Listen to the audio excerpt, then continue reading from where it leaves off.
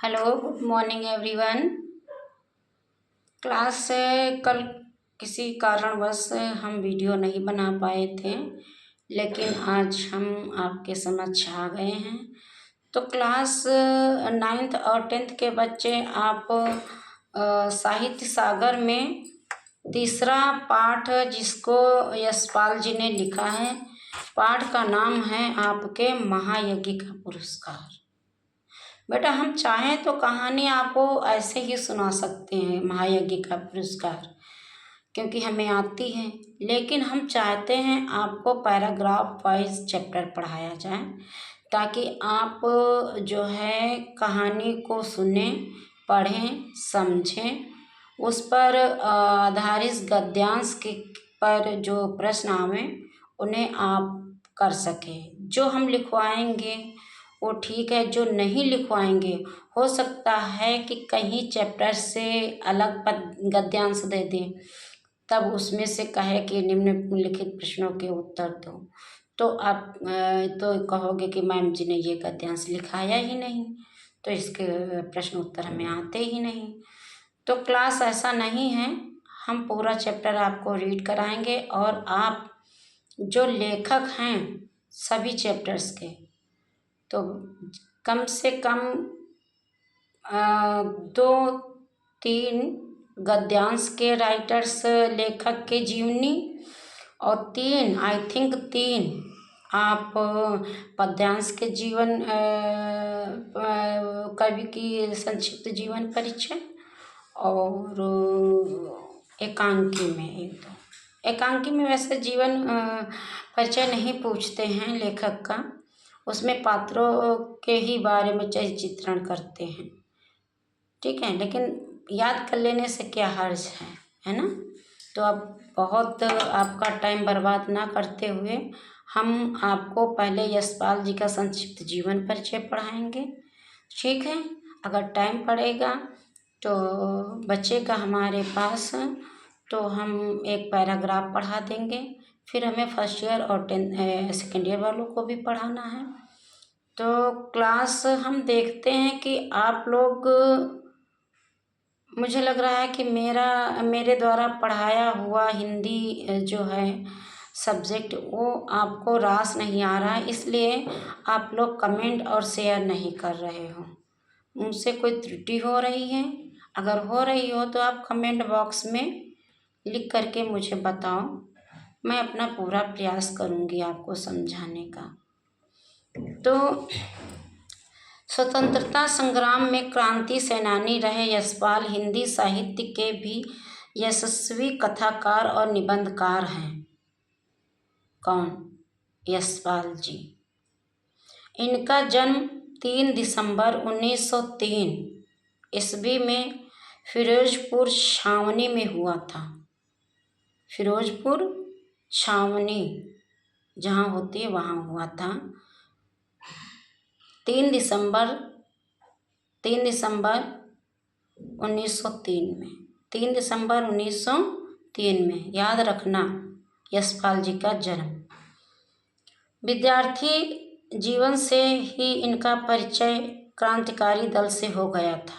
क्रांतिकारी जैसे आजकल आप लोग देख रहे हो, बहुत सारे शिक्षक जो हैं वो अपनी कोचिंग को छोड़ करके विद्यार्थियों के लिए संघर्ष कर रहे हैं।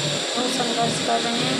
क्योंकि जो विद्यार्थी आम पब्लिक है, जिनका बच्चा जिनके पेरेंट्स ठेला लगाते हैं, सब्जी लगाते हैं, मक्खन कुल्फी बेचते हुए जो रिक्शा चलाते हैं, उनके बच्चे पढ़ तो लेते हैं लेकिन उनके पास नौकरियां नहीं। इसलिए सरकार नौकरियां तो निकालती है लेकिन सिलेक्शन नहीं करती। इस पर जो है शिक्षक जो हैं विद्यार्थियों के साथ एकजुट होकर के उनकी मांग को पूरा करने का प्रयास कर रहे हैं। तो ऐसे ही उन्होंने क्रांति दल साधा था। जब हमारे देश में जो है अंग्रेजों का बोलबाला था, अंग्रेजों का यहाँ पे अत्याचार था, अंग्रेजों के हम लोग गुलाम थे, तब इन्होंने क्रांति दल में हिस्सा लिया था स्टूडेंट लाइफ ही रही थी। 9th 10th 12th first year ऐसे ही होंगे ये। इन्होंने विप्लव नामक पत्र निकाला। पहले पत्रिकाएं आती थी, अब तो समाचार पत्र आ गए, दैनिक आ गए, भास्कर आ गए, पता नहीं क्या क्या आ गए हैं ना। साहित्य सृजन में जुट गए। 26 दिसंबर 3 दिसंबर 1903 ईस्वी में जन्म हुआ और 26 दिसंबर 1976 को इनका निधन हो गया।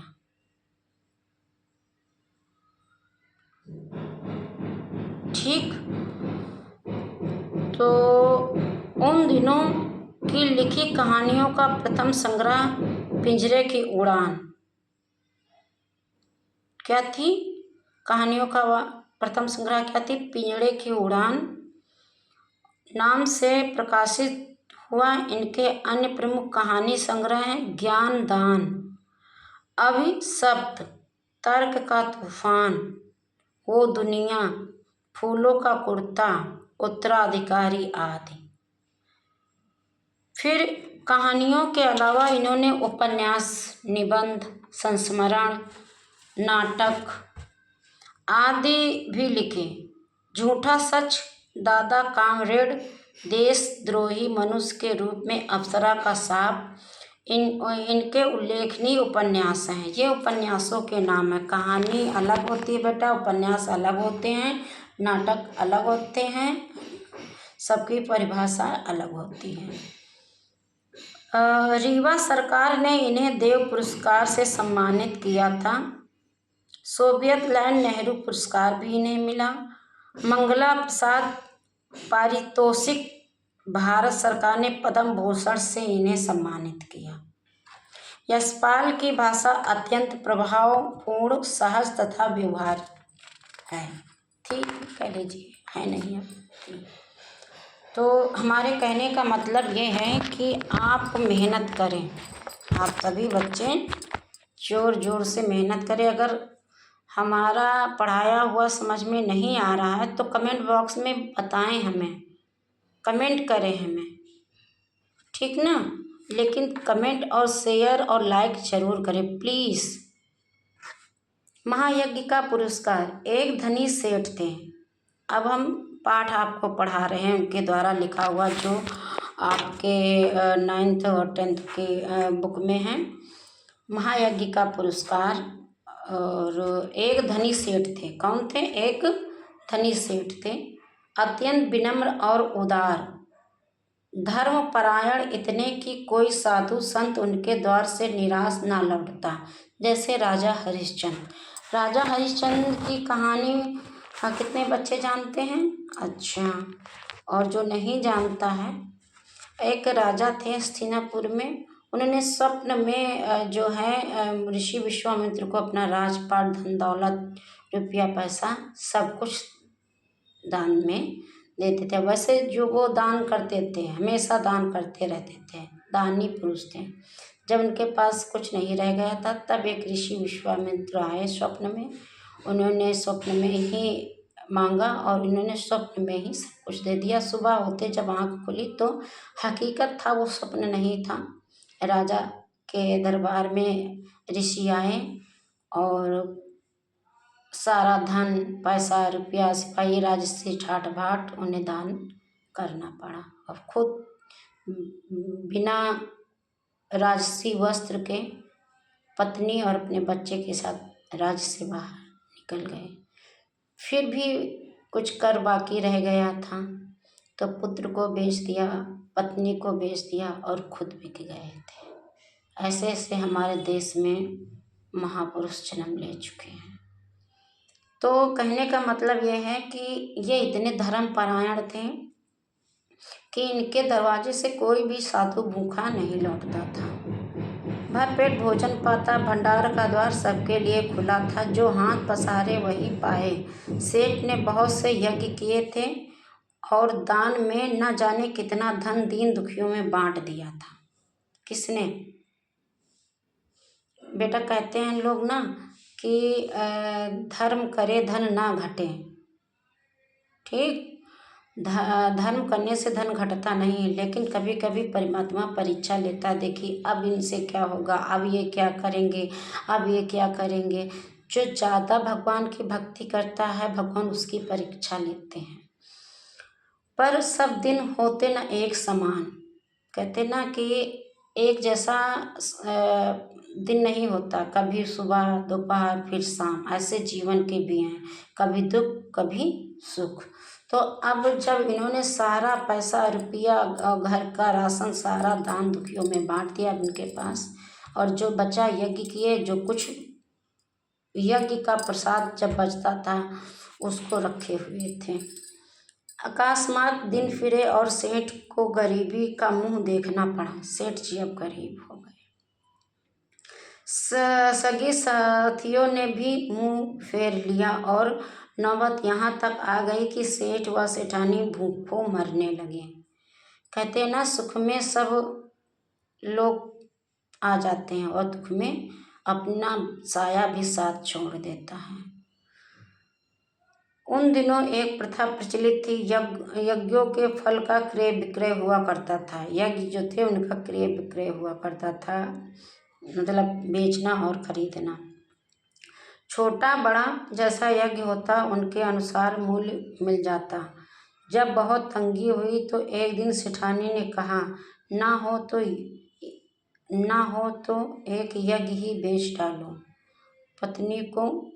पत्नी ने पति से कहा, कितने सारे यज्ञ के सामान है, तो एक तो बेच दो, जिससे हमारे घर राशन तो आ जाए। जैसे सुदामा जी गरीब हुए थे, सुशीला जी ने बोला था कि आपका मित्र द्वारिका में रहता हो तो राजा है, वहाँ जाओ, वहाँ जा कर के उनसे कुछ मांगो। तो सुनकर पहले तो सेठ बहुत दुखी हुए, पर बाद में अपनी तंगी का विचार कर एक यज्ञ बेचने के लिए तैयार हो गए। सेठ के यहाँ से 10-12 कोस की दूरी पर कुंदनपुर नाम का एक नगर था, जहाँ पर सेठ रहते थे, धनी सेठ। वहाँ से 10-11 कोस की दूरी पर एक गांव था जिसका नाम कुंदनपुर था। उसमें भी एक महासेठ रहा करते थे, जिसमें एक बहुत बड़े सेठ रहते थे। लोग उन्हें धन्ना सेठ कहते थे। यह अफवाह थी कि उनकी सेठानी को कोई दैविक शक्ति प्राप्त है, जिससे वह तीनों लोगों की बात जान लेती है, ऐसा प्रचलित था। धन की उनके पास कोई कमी न थी।